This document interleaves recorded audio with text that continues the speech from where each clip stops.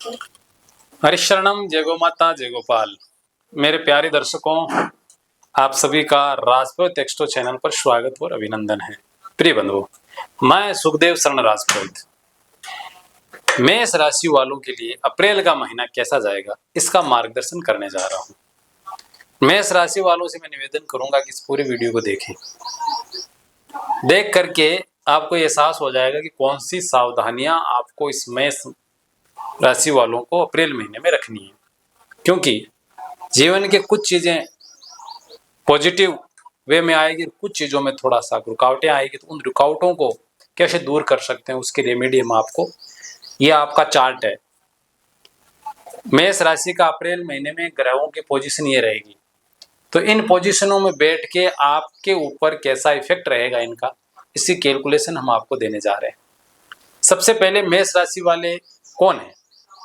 जिन लोगों का नामाक्षर चू चे चो ला ली लू ले लो और आ अक्षर है, वो सारे के सारे मेष राशि से बिलोंग करते हैं। अर्थात CHU CHE CHO LA LI LU LO LE LA और ए अक्षर, ये अंग्रेजी के मैंने आपको लेटर बताए हैं। इनसे जिनका भी नाम बिलोंग कर रहा है वो भी एरीज राशि से, एरीज साइन से बिलोंग कर रहे हैं। ठीक है, तो प्रिय बंधुओं, अप्रैल महीने में आपकी मेष राशि के अंदर शुक्र गोचर कर रहे हैं, पर हम बात करेंगे भगवान सूर्य नारायण से। सूर्य नारायण आपकी कुंडली में 5th हाउस के मालिक होकर के 12th हाउस में बैठे हैं। संकेत क्या कर रहे हैं कि इस भाव के मालिक होकर के 12th हाउस में शनि के साथ में बैठे हैं। पिता और पुत्र के बीच में वैचारिक मतभेद हो सकता है। इंजीनियरिंग क्षेत्र में, ऑटो पार्ट के क्षेत्र में, इलेक्ट्रिक क्षेत्र में जो लोग भी काम कर रहे हैं, तकनीकी क्षेत्र में, इस फील्ड की कोई अगर स्वाध्याय पढ़ाई इत्यादि भी कर रहे हैं या एग्जाम दे रखे हैं, इस क्षेत्र की कंपटीशन की तैयारी कर रहे हैं, उन लोगों के लिए परिणाम यहाँ सूर्य थोड़ा सा नकारात्मक रूप से करता हुआ नजर आ रहा है, क्योंकि ये यहाँ से देखा जाए तो अष्टम भाव में भी चला गया है शनि। सूर्य का शनि के साथ में युति भी ठीक नहीं है गोचर सिद्धांत के अनुसार, और प्रतिवेद भी कुछ हो नहीं रहा है। तो परिणाम स्वरूप इन चीजों का आपको ख्याल रखना है। ठीक है, तब इसका उपाय क्या करें कि अपने बच्चे अपने अनुकूल रहें, अपनी शिक्षा वगैरह अच्छे से चलें, और तकनीकी क्षेत्र में, इंजीनियरिंग क्षेत्र में, IT के क्षेत्र में आपका कामकाज ठीक चले, और मीडियम क्लासेस जो मिडिल रेंज की जो एडमिनिस्ट्रेशन पावर में जो सर्विसेज है LDC लेवल की, उस क्षेत्र में आपका भी अच्छा रहे, जो लोग लगे हुए हैं। तो भगवान सूर्य नारायण, यहाँ सूर्य रहेगा 14 अप्रैल तक। 14 अप्रैल के बाद में सूर्य आ जाएगा आपका मेष राशि के अंदर। मेष में भी गोचर सिद्धांत के अनुसार उतना अच्छा हम नहीं कह सकते, फिर भी परिणाम अच्छा आएगा, उसका ज्यादा नेगेटिव नहीं है। तो सूर्य कम से कम 14 अप्रैल तक अच्छा रहे, उसके लिए भगवान सूर्य को अर्घ चढ़ाएं। तांबे के लोटे में थोड़ा सा कुमकुम डाल दें, थोड़ा अक्षत डाल दें, लाल अगर पुष्प मिल जाए तो सोने में सुहागा होगा, और अक्षत डाल दें थोड़ा। और प्रातःकाल जब सूर्य उदय होता है, उदय होते हुए सूर्य को नमस्कार करते हुए आप सूर्य भगवान को अर्घ दीजिए, इससे सूर्य आपका स्ट्रॉन्ग रहेगा। तो ये हमने आपको रेमेडी बता दी। सूर्य नारायण के बाद में नंबर आता है चंद्रमा का। चंद्रमा आपका 6ठे भाव में गोचर कर रहा है, आगे शुक्ल पक्ष भी आ रहा है। गोचर सिद्धांत के अनुसार चंद्रमा यहाँ बुरा नहीं है, परंतु शुक्ल पक्ष की पूरा प्रभाव रहेगा। आधा चंद्रमा अच्छा रहेगा, आधा चंद्रमा थोड़ा सा नेगेटिव रहेगा, ज्यादा नहीं रहेगा। आपका मनोबल अच्छा रहेगा, प्रतिस्पर्धा में आप भाग लेंगे, कंपटीशन इत्यादि क्षेत्र में आपका विशेष रुझान रहेगा, और ननियाल पक्ष के साथ जुड़ाव देखने को आपको मिलेगा। ये चंद्रमा का प्रभाव रहेगा। ठीक है, अब हम चंद्रमा के बाद में बात करते हैं मंगल की। मंगल आपकी कुंडली में अष्टम भाव का और आपके लगन का मालिक होकर के अर्निंग हाउस में बैठा है। गोचर सिद्धांत से बहुत शानदार है। अब मतलब आपके प्रत्येक क्षेत्र में, किसी भी क्षेत्र में काम कर रहे हो, मंगल को यहाँ ड्यूटी मिली है कि आपको पावरफुल के साथ में, फुल एनर्जी के साथ में आपको देना है, देने की ड्यूटी मिली है, कमाई देने की। परंतु क्या हुआ, मंगल का वेद हो गया। किससे हुआ? केतु से। इस वेद होने से मंगल का जो एनर्जी आपके लिए जितने फोर्स से काम कर रही थी पॉजिटिव वे में, थोड़ी सी लो हो जाएगी। परंतु मंगल आपका यहाँ नुकसान नहीं करेगा, प्रॉफिट ही करेगा। किस क्षेत्र में करेगा? एक तो आपका लगन का है, तो आपका उत्साह रखेगा, किसी भी चीज में फाइट करने के लिए आप निडर रहोगे, और विशेष करके डिफेंस के क्षेत्र में, स्पोर्ट के क्षेत्र में, सुरक्षा विभाग के जितने भी डिपार्टमेंट है उन क्षेत्रों में आपको बड़ी जिम्मेदारी मिलेगी और उन जिम्मेदारियों के ऊपर आप खरा उतरोगे। अष्टम भाव, जो लोग गुप्तचर एजेंसियों में काम करते हैं या सीक्रेट कामों में लगे हुए हैं या फिर 2 नंबर के काम करने वाले लोग हैं, उन लोगों के लिए भी मंगल यहाँ थोड़ा प्रॉफिटेबल रहेगा। परंतु मंगल बुध के साथ में युति भी कर रहा है, तो यहाँ बहुत ज्यादा बौद्धिक रूप से आपको सपोर्ट मिले इसकी संभावना थोड़ी सी अप्रैल महीने में कम नजर आ रही है।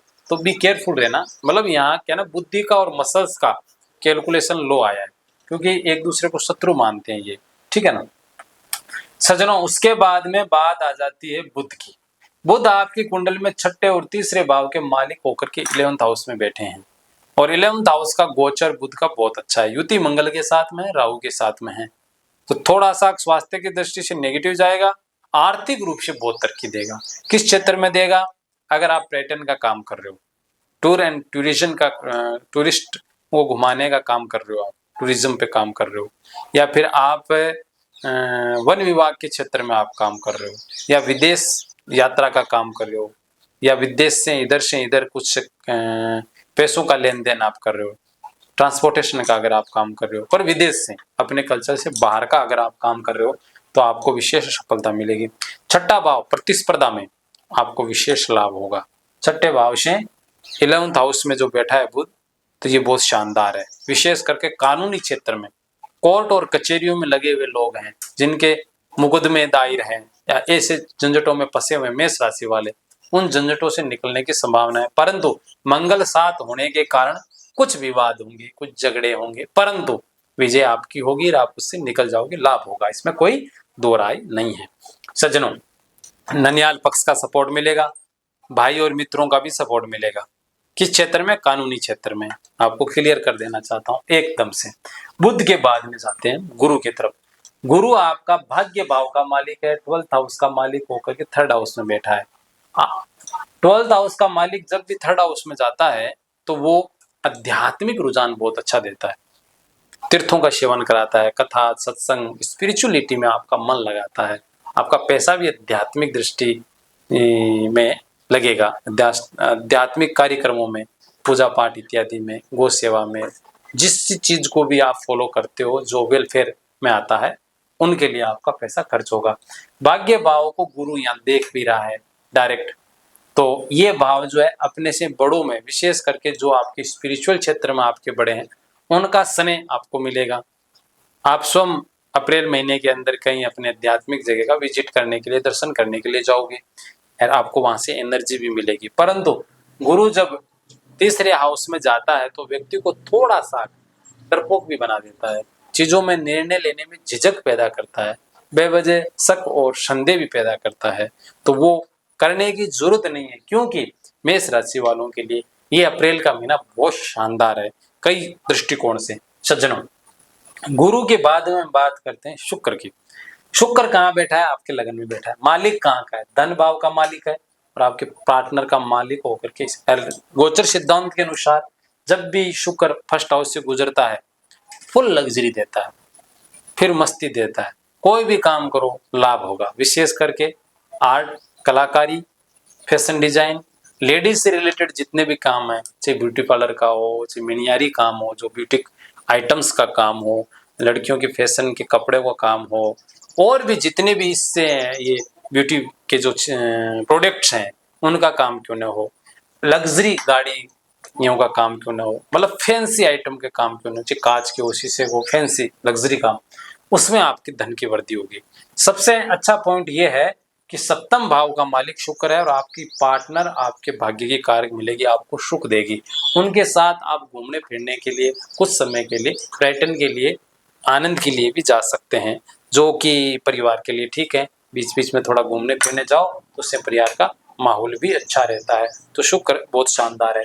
तो इसमें मैं सब चीजें बता रहा हूँ, बुध भी कुछ चीजों में अच्छा दे रहा है, मंगल भी अच्छा कर रहा है, शुक्र अच्छा कर रहा है और चंद्रमा अच्छा कर रहा है। गुरु के भी जो अच्छे बुरे दोनों पॉइंट मैंने बता दिए। गुरु के कारण थोड़ा सा डर, भय, संशय जो पैदा हो रहा है, उसका मैं आपको रेमेडी साथ साथ में बता देता हूँ।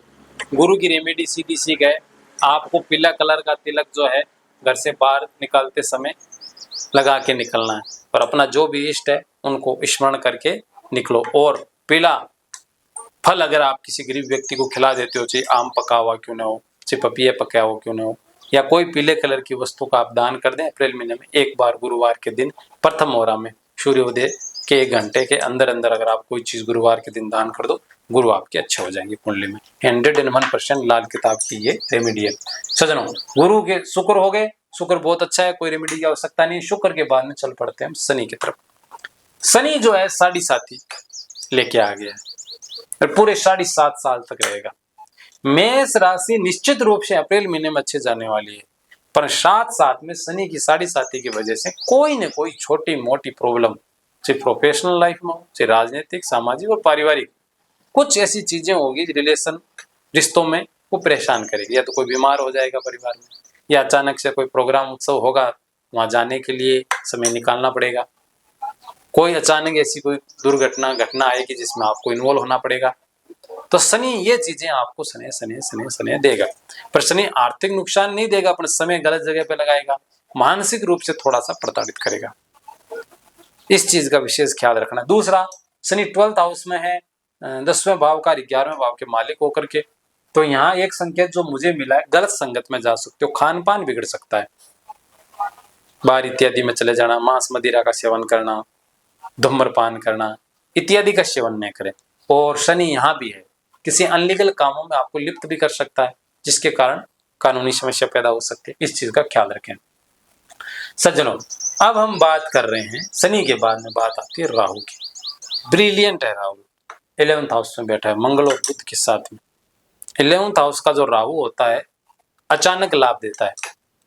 किन से देगा? एक तो सरकारी क्षेत्र से या ससुराल पक्ष से, हो सकता है आपकी शादी हो जाए और भगवत कृपा से कोई अच्छी पार्टी मिले तो वहां से अच्छा सा पैसा आएगा, सहयोग मिलेगा, ससुराल पक्ष आपको सपोर्ट करेगा। आपकी पुत्र वधू, अगर आप बड़े हैं तो पुत्र वधू है, आपका बड़ा भाई है, आपको सपोर्ट करेंगे आपके लिए, आपके कामों में, व्यवहारिक लाइफ में, पर्सनल लाइफ में, हर जगह जो आपको सपोर्ट करते हुए नजर आएंगे। ये राहु की कैलकुलेशन रहेगी। राहु के बाद में हम बात कर लेते हैं केतु की। केतु आपका 5th हाउस में बैठा है, गोचर सिद्धांत के अनुसार ठीक नहीं है, तो इस भाव की हानि होगी। तो ये भाव क्या है? अपने बच्चों को मिसगाइड हो सकता है, बच्चों की कोई व्यवहार को लेके आप थोड़े नाराज हो सकते हो। आध्यात्मिक दृष्टि से जो लोग प्रैक्टिस कर रहे हैं, साधु बने हुए, उन लोगों का भ्रम जो है उनके लिए परेशानी का कारण बन सकता है। विद्यार्थी लोभी के लिए आलस्य और प्रमाद के कारण परिणाम अपेक्षा से कम आ सकता है। दूसरा, मिडिल रेंज के जो व्यापारिक लोग हैं, मिडिल रेंज के जो सर्विसमैन है, उन लोगों के लिए कुछ छोटी मोटी परेशानी रह सकती है। और विशेष करके गर्भवती माताओं बहनों के लिए, मेष राशि से जो भी बिलोंग करते हैं, अप्रैल महीना थोड़ा सा आपके लिए क्रिटिकल रह सकता है। इन चीजों का आपको ख्याल रखना है। शनि की 7.5 का उपाय करना बहुत जरूरी है। क्या उपाय करोगे?